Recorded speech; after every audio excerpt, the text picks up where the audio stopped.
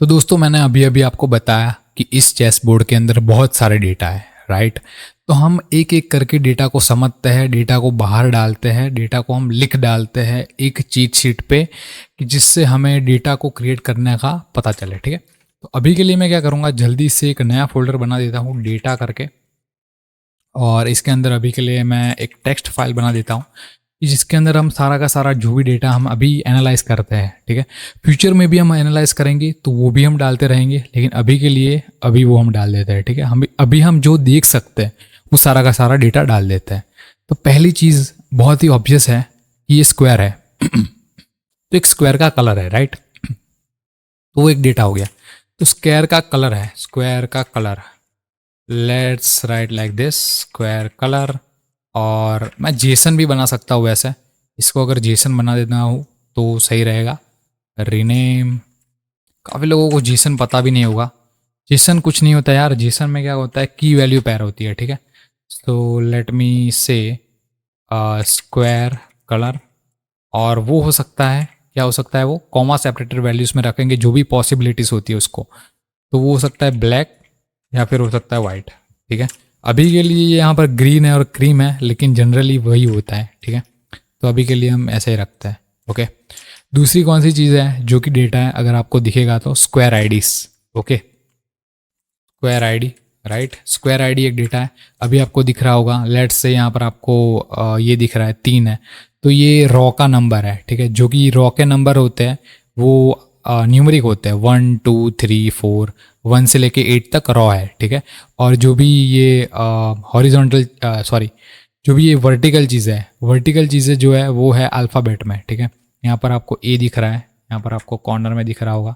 थोड़ा जूम मैं कर सकता हूँ इसको, वैसे इतना ही जूम होता है ये। तो अभी यहाँ पर आप देख लो, यहाँ पर ए दिख रहा है आपको, यहाँ पर बी है, यहाँ पर सी है, यहाँ पर डी है। तो ये सारी की सारी चीज़ें क्या है, ये हो जाएगी कॉलम, ठीक है। ये कॉलम का नेम है, ठीक है। तो ये ए है, ये बी कॉलम है, ये सी कॉलम है। सी कॉलम में थर्ड स्क्वायर तो ये यहाँ पर आएगा, सी कॉलम में थर्ड स्क्वायर तो ये यहाँ पर आएगा, 6 स्क्वायर तो ये यहाँ पर आएगा।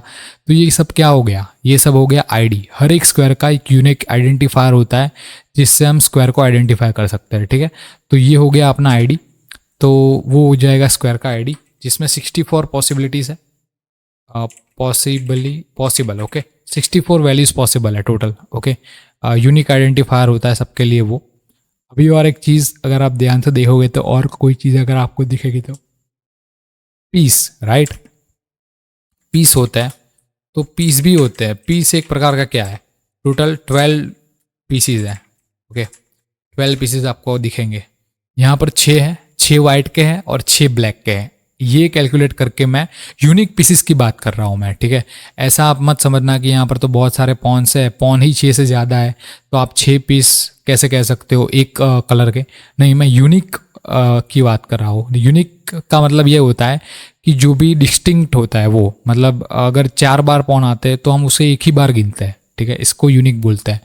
तो मैं यूनिक की बात कर रहा हूँ। यूनिक टोटल 6 पीसीस होते हैं एक कलर में। टोटल दोनों कलर का अगर आप मिला लो तो हो जाएगा 12 पीसेस, ओके। तो ये हो जाएगा एक पीस का डेटा। और कोई अगर हमें डेटा दिखे तो सही रहेगा, अगर डेटा दिखता है तो, ठीक है।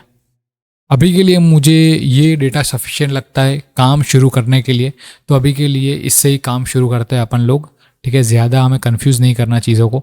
और एक चीज़ मैं आपको बता देना चाहता हूँ कि हम नोड जेएस का भी काफ़ी इस्तेमाल करेंगे इस गेम को डेवलप करने में। मतलब नोड जेएस का इस्तेमाल नहीं करने वाले, लेकिन नोड जेएस को रन करने के लिए, मतलब जावास्क्रिप्ट को रन करने के लिए हम नोड जेएस का इस्तेमाल करेंगे, ठीक है।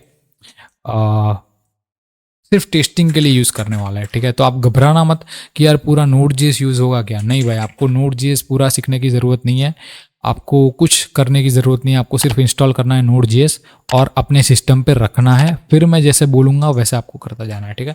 अभी अगर मैं यहाँ पर CMD में जाऊँ और यहाँ पर अगर इसको थोड़ा जूम करता हूँ, तो जैसे ही नोड करके एंटर देता हूँ तो आप देख सकते हो मेरा वर्जन अभी 18.16 चल रहा है, ठीक है। तो आप भी जो भी वर्जन अभी चल रहा है वो आपका हिसाब से वो इंस्टॉल कर देना, ओके। तो इसके टर्मिनल में जाके आप लिखोगे तो भी आ जाएगा नोड जेएस का वर्जन, ठीक है। तो यहाँ से नोड जेएस हो जाता है, ठीक है। और अगर आपको पता नहीं है तो मैं आपको एक बात बता देना चाहता हूँ लेट्स से मैं यहाँ पर लिखता हूँ index.js। आप Node.js की फाइल को रन कर सकते हो, ठीक है, लेकिन उसके अंदर कोई HTML या फिर डॉक्यूमेंट ऑब्जेक्ट नहीं आ सकता, वो तो आपको पता ही होगा। लेट मी से console.log hello सब्सक्राइबर्स।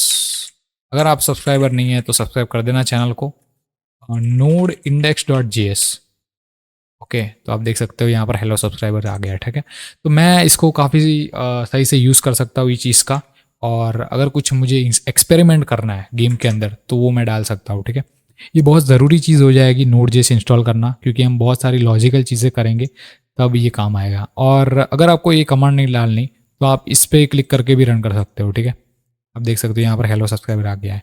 लेकिन एक चीज़, ये एक एक्सटेंशन का पार्ट है, तो आपको यहाँ पर जाना पड़ेगा, लिखना पड़ेगा कोड रनर, और कोड रनर लिखूंगा तो आ जाएगा पहला ही एक्सटेंशन आपको दिखता है। 21 मिलियन डाउनलोड्स है, इसको इंस्टॉल कर देना तो आपको यहाँ पर आ जाएगा, ठीक है।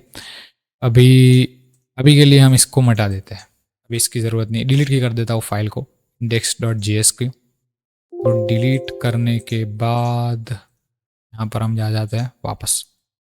अभी मैं क्या करूँगा, जल्दी से डेटा फोल्डर है उसके अंदर एक नया फाइल बना देता हूँ। Let's say data.js। ओके, ये पूरी की पूरी फाइल डेटा का मेन हेड होगा, ठीक है। इसके अंदर बहुत सारे फंक्शन होंगे जो कि हम एक्सपोर्ट इंपोर्ट कर सकते हैं, ठीक है।